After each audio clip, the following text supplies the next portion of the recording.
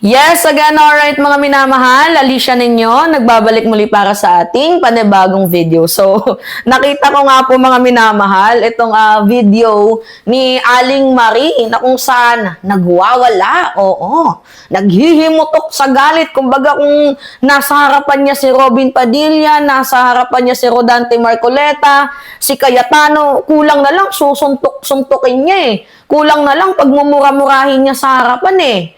Diba? Tingnan nyo kung paano nang gagalaite. Oo, at kung paano niya sinermonan.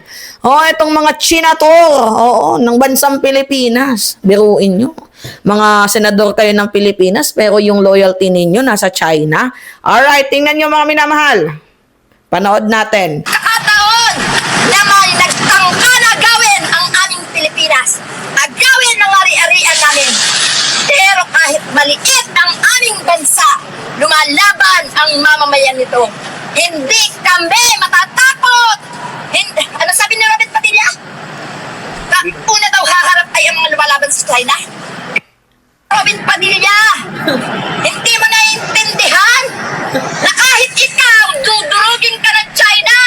Hindi, wala silang pakialam sa'yo kung anong kasapitan mo. Naging aso ka ni Duterte, nagpapaka-aso ka sa China.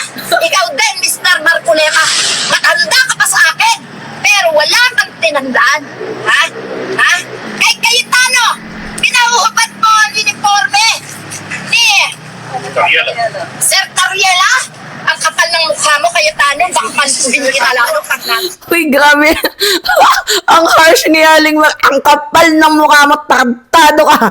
Halos lahat na lang ata ng mura eh. Talagang ibinigay, ibinato ni Aling Marie dito nga po sa mga chinador na to. Alright, continue tayo. Ang sarap niyang panoorin, no? Nagkataon na magkaharap tayo. Sipin mo ha, ikaw nga nakabarong eh.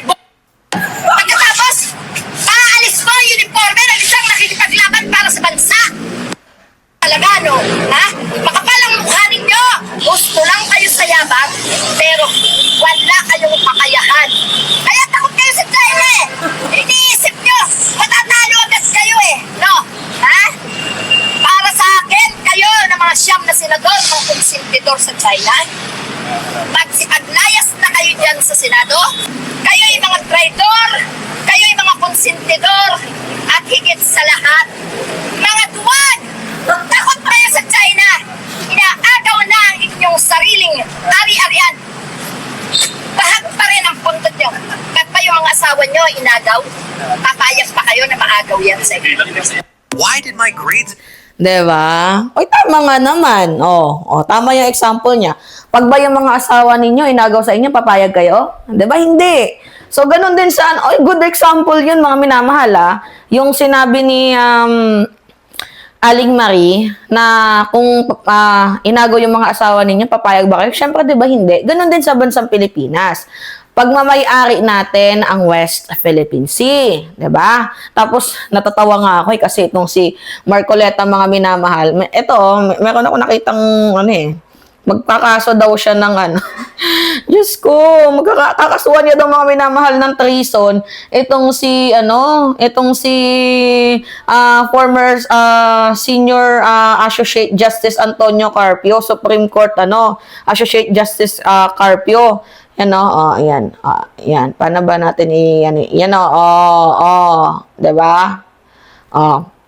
Sabi ni Marcoleta, lumaki nga sa palagay niya ang exclusive economic zone. Ipinamigay niya yung 242 square nautical miles territorial sea. Ibig sabihin, parte ng ating territory yung maritime rights. Limited lang yon, economic rights lang yon. I charge him for treason this. Kailangan malaman mo, Carpio, kung nakikinig ka. Ngayon, sabi ni Carpio, mga minamahal.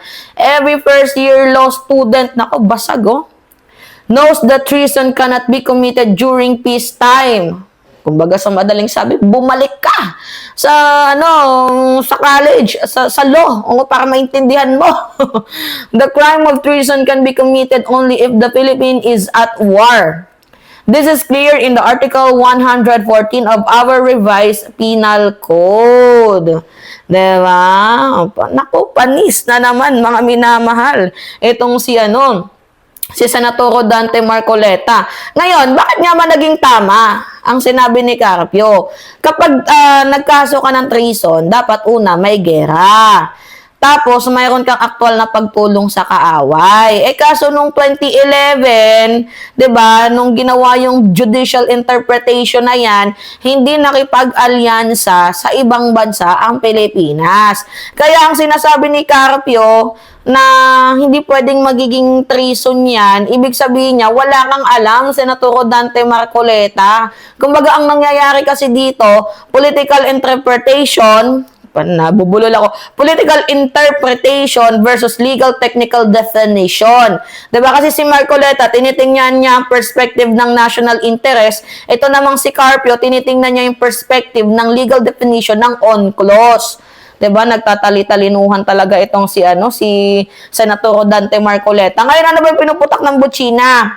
Lumaki daw mga minamahal ang interpretation ng exclusive economic zone.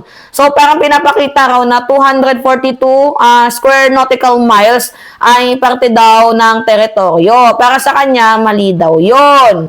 So, para sa kanya yun pakiramdam niya, mali daw yun. Parang na-downgrade ang claim ng Pilipinas, mga minamahal, sa bahagi ng ilang dagat. So, ngayon ang concern niya, bakit raw ipinakita na limited lang ang rights natin doon? 'Di ba? Hindi full ownership. Yan yung concern niya na limited lang yung natin doon pero hindi atin yon.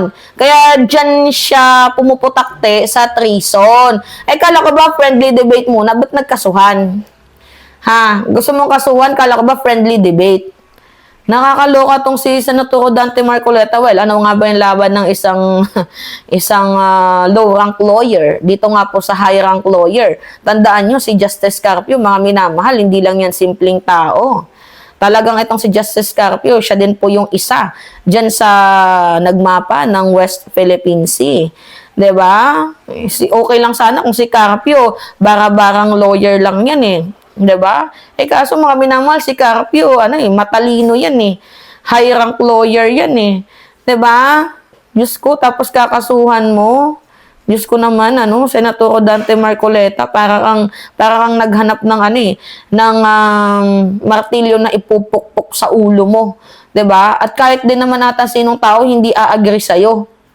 Diyan diyan sa sinabi niya, Senior Justice Carpio, 'di ba? Supreme Court Justice Carpio, na kahit first year ng law, alam 'yan, kapag magkakaso ka ng treason, ibig sabihin bumalik ka sa law, mag-aral ka ulit ng law para meron kang matutunan. 'Di ba, mga minamahal? Dami kasing hanash niyan ni Marcoleta, pero wala pa lang alam.